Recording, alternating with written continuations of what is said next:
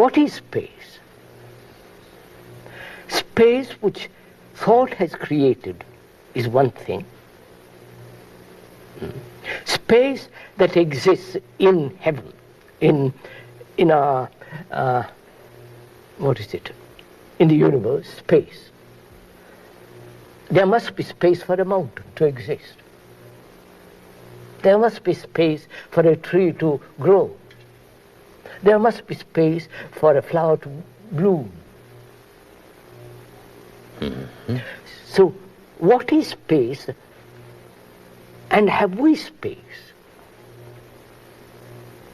Or are we all so limited physically to living in a little apartment, little houses, no space at all outwardly, and therefore, having no space, we become more and more violent? Yes. I don't know if you have watched of an evening when all the swallows are lined up on a bar. Oh, yes. And how exact spaces they have in between.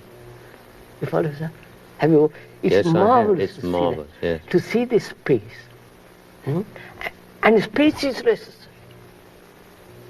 And we have no space physically. More and more population and all the rest of it. And therefore more and more violence. More and more living together in a small flat. 1,000 people, crowded. Breathing the same air, thinking the same thing, seeing the same television, reading the same book, going to the same church, believing the same thing. You follow? Mm-hmm. Mm-hmm. The same sorrow, the same anxiety, the same fears. My country, all that.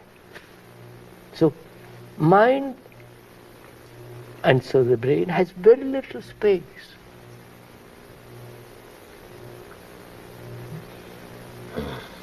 And space is necessary. Otherwise, I stifle. So, can the mind have space? And there will be no space if there is a direction. Clearly, yes. You see, sir? Of course. Yes, I do. Huh? Yes. There is no space if direction means time. Mm-hmm.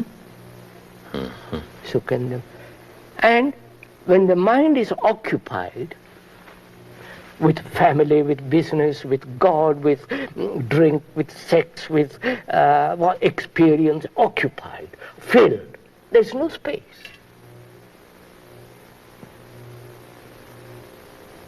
That's right. Exactly. So, when knowledge occupies the whole field of thought, of the mind as thought, there is no space.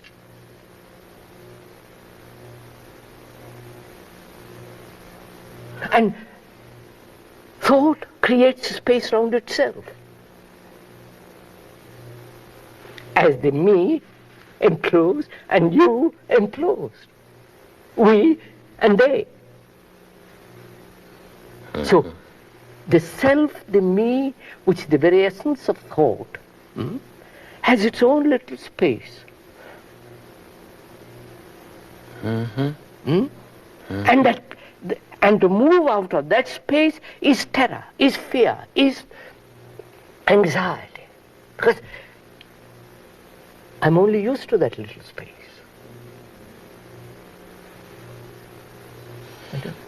Yes, exactly. That brings us back to the earlier conversation we had when we touched the point of terror. Yes, that's right. Amazing. The not being and the being is in the little space which thought has created. So thought can never give space. Of course not. So, meditation is the freedom, is the freeing of the mind, of its content as consciousness, which creates its own little space.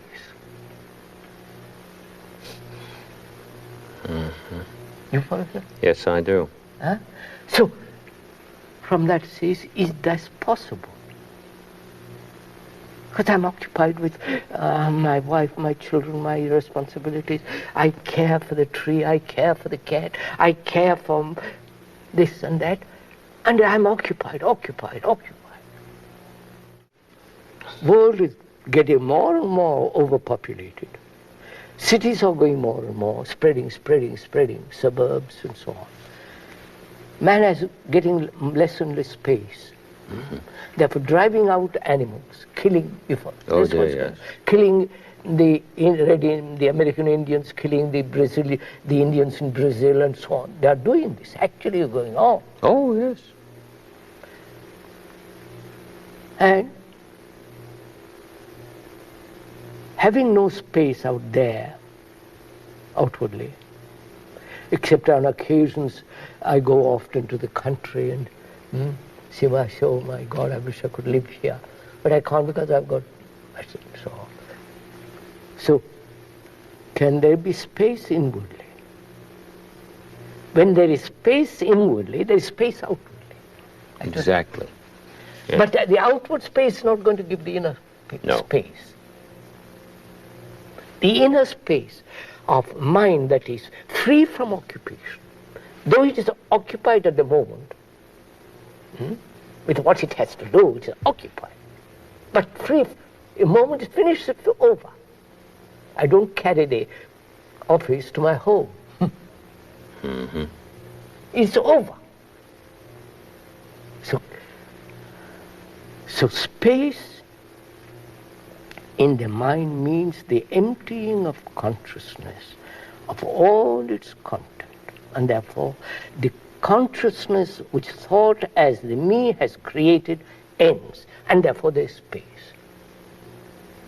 Mm-hmm. And that space isn't yours or mine, it's space.